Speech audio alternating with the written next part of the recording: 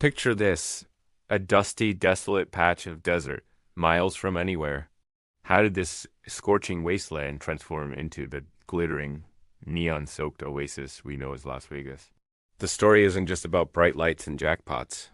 It's a tale of ambition, vision, and the shadowy figures who built an empire in the sand.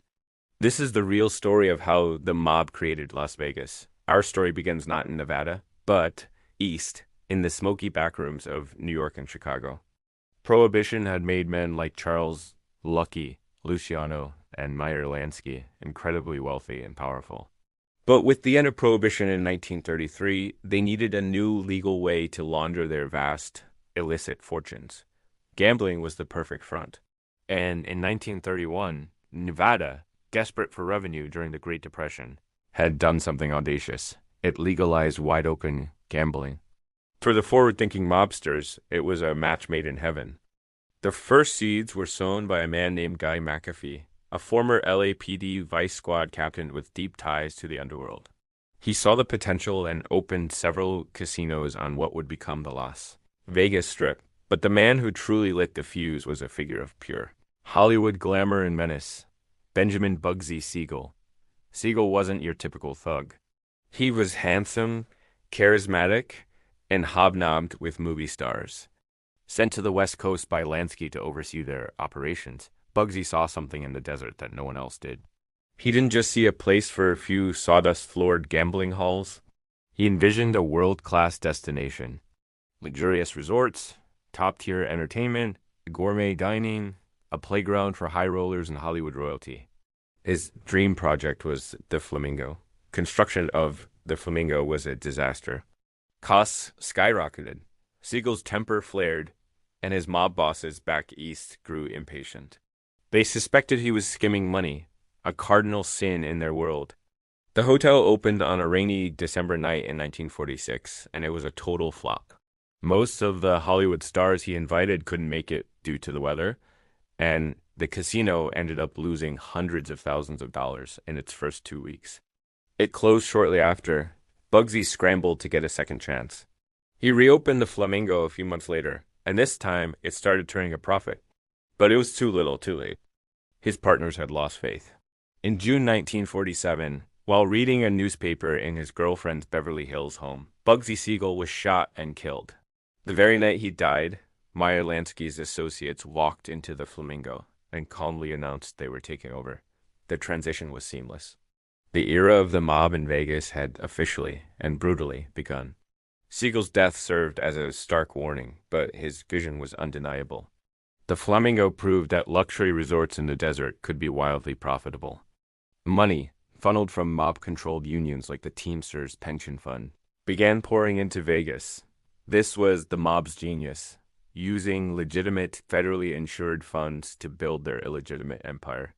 The 1950s and 60s were the golden age of mob-run Vegas, the Sands, the Tropicana, the Desert Inn, the Stardust iconic names, all built with mob money and controlled by their associates. Each hotel had its own unique flavor, but they all operated on the same principle. At the top was the front man, a clean public face for the casino.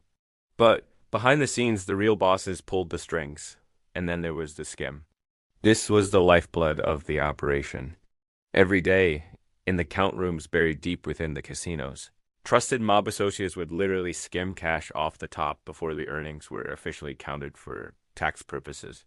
This untaxed river of cash flowed back to the crime families in Chicago, Kansas City, Cleveland, and New York. It was an incredibly efficient system, perfected by men like Frank Lefty Rosenthal. Lefty Rosenthal, the inspiration for the character Sam Ace Rothstein in the movie Casino, was a sports betting prodigy from Chicago. He wasn't a made man, but his genius for numbers and operations made him indispensable. The Chicago outfit sent him to Vegas to secretly run the Stardust, Tropicana, and Fremont casinos. Lefty revolutionized the industry. He introduced sports betting into the casinos, hired female blackjack dealers to attract more players, and demanded perfection in every aspect of the operation, from the food service to the cleanliness of the ashtrays. He ran the casinos with an iron fist, ensuring the skim was maximized. His enforcer and childhood friend was Tony the Ant Spilotro. While Lefty was the brains, Spilotro was the muscle. His job was to protect the skim and keep order, a task he performed with ruthless efficiency. His crew, known as the Hole in the Wall Gang, was notorious for their brutality. Spilotro's violent reputation cast a dark shadow over the glitter of the strip. The entertainment was as big a draw as the gambling. Frank Sinatra, Dean Martin, Sammy Davis Jr., the Rat Pack, held court at the Sands. They were the kings of Vegas, their charisma and talent making the city the entertainment capital of the world. Their presence lent an air of cool and legitimacy to the mob-run establishments, blurring the lines between celebrity and criminality. Sinatra himself had deep ties to mob figures like Sam Giancana of the Chicago outfit, which certainly didn't hurt his booking schedule. But empires are built to fall. The mob's grip on Las Vegas couldn't last forever. By the 1970s, law enforcement was starting to close in. The FBI, armed with new surveillance technology and RICO laws, began targeting the skim. Key informants started to talk, breaking the sacred code of silence. The feds meticulously built cases against the heads of the crime families who were profiting from Vegas. Simultaneously, a new player entered the scene, Howard Hughes. The eccentric billionaire moved to Vegas in 1966 and, from his penthouse suite, began buying up casinos. He was a legitimate businessman, and his presence began to sanitize the city's image. He started the process of pushing the mob out and replacing them with corporate ownership. Corporations could get licensed more easily, had access to legitimate financing, and didn't have to worry about FBI wiretaps in their count rooms. The downfall was swift and decisive. The big casino skim trials of the 1980s dismantled the Midwest mob's control. High-ranking bosses from Chicago, Kansas City, and Milwaukee were convicted and sent to prison, effectively cutting the head off the snake. Lefty Rosenthal survived a car bomb, but was eventually blacklisted from Nevada.